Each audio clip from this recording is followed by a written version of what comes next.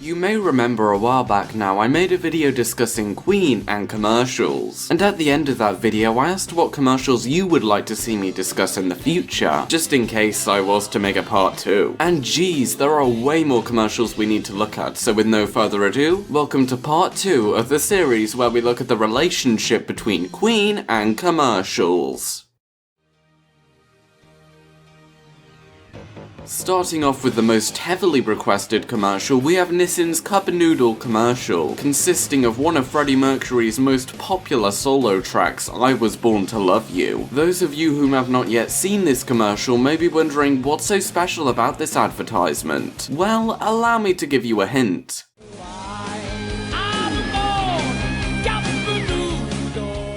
You may have noticed that this is in Japanese and this isn't actually Freddie Mercury singing. Though, who is singing? If you didn't know already, Gary Mullen is apparently singing here, and I assume you know who Gary Mullen is. Honestly, the first time I heard this commercial, I thought it was Freddie. This shows how talented Gary Mullen is. I know many of you like this commercial, and I'm going to say I like it too. You know what? I may be breaking the rules here considering this is Queen and commercials. However, let's take a look at the recent Freddie Mercury Never Boring commercial. I'm sure most, if not all of you know about this new album comprised of Freddie Mercury's best solo tracks. Heck, I'm sure most of you already own this album. Personally, I adore this album and have been listening to it for what seems to be weeks now. But back to the commercial, we begin with Love Me Like There's No Tomorrow playing, as we see one of Freddie Mercury's most well-known quotes appear over a pink background. The pink colouring fits well as the pink possibly signifies love, as in the love we should feel for this album. Furthermore, throughout this advertisement, the songs flow well into one another, giving you an idea of which of Freddie's solo tracks are present on this album. And how could I forget, they remade certain music videos from Freddie's solo career, which looks stunning by the way. Nonetheless, this advertisement is excellent as you're told what this album has to offer and there is no misleading information. Here's a commercial for Queen The Magic Years in all its low quality glory. All I got from this commercial is that Queen The Magic Years is just footage of Queen's live shows and music videos, and that Queen The Magic Years is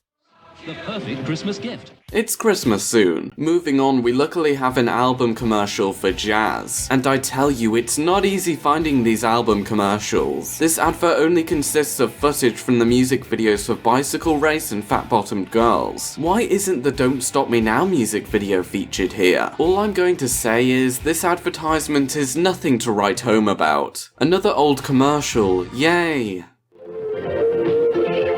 This commercial may be on the verge of unwatchable, especially in this day of age. I may have little to say about these older commercials, however, I still find them somewhat intriguing. And the reason why I find these older adverts intriguing is simply because I wasn't alive around the time when these commercials were featured on TV. And come on, it's Queen, I have to be fascinated. Although I can barely tell what is going on and the sound makes me want to cover my ears most of the time. Looking at a more modern Queen advertisement, we have the advert for Queen Forever. I'm sorry to say I don't own this album as of now, though I intend on getting this album eventually. I like the artwork here of the 4 band members' heads with an inky look. Fits the album well. This commercial tells us of new songs included with this album, such as Let Me Into Your Heart Again, which is a song I've never really listened to. A different version of Love Kills, which I believe does not even compare to the original, however it's still good. And of course there is the Must Be More to Life Than This, yet this time featuring Michael Jackson. I believe the track was previously recorded as a duet between Jackson and Mercury, so it's nice to have the original duet between the two. Then we are told there are other tracks on this album such as Love of My Life and so on. This is a pretty good commercial and really gives you the idea that this commercial was promoting an album that was celebrating the fact that Queen will live forever. Now allow us to take a look at some advertisements that are less focused on Queen but still feature Queen songs. Let's hope that we don't run into any cringe-worthy commercials this time. We begin with a Ford advert which has the Brian May track Driven By You. Apparently Brian May was asked by Ford to write a song for their advertisement and this is what they got. I don't listen to many Brian May solo songs apart from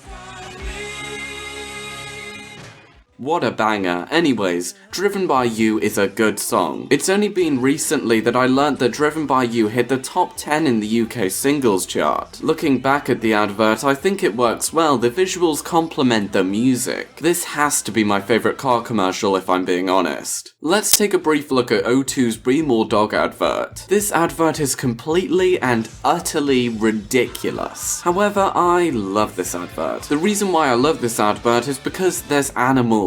And the cat in this commercial is adorable. The cat in this advertisement reminds me a lot of my own cat, Moo Moo. One part of this advert that stands out to me is when the cat heroically jumps out from the cat flap as Queen's iconic song Flash plays. Got to love this advert. Ah, a Walker's Crisp advert, okay. Here we have the Queen track Who Wants to Live Forever in the background as we see a crisp falling. Then we are told how the crisp was made, and that's all I can say about this advertisement. Though I do like how everything was exaggerated, if that be from the song choice to the falling crisp.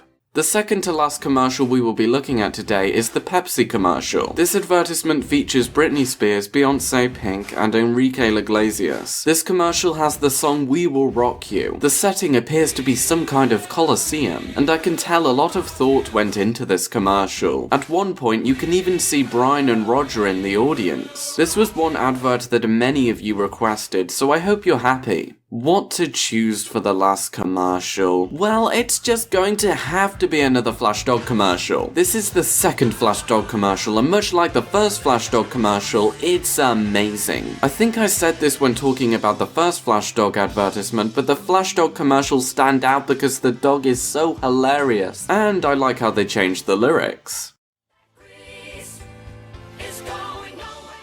This all makes the advertisement a joy to watch. I could say more, yet I would only be repeating what I said in the first video. In conclusion, I hope you get something out of me sharing my opinions on these adverts. I've enjoyed making both part 1 and part 2 of Queen and commercials. This part 2 was a way of us looking at some of those commercials I'd missed out on looking at in part 1. Something I would like to mention is please don't take this Queen and commercials series too seriously, it's just me sharing my thoughts. Nonetheless, let's just hope for a part 3 to the Queen and commercials series. And if you would like to see a part 3, you know what to do. Tell me what advertisements you would like me to look at in the future, and thanks for watching. I'll hopefully be back with another video very soon. Bye.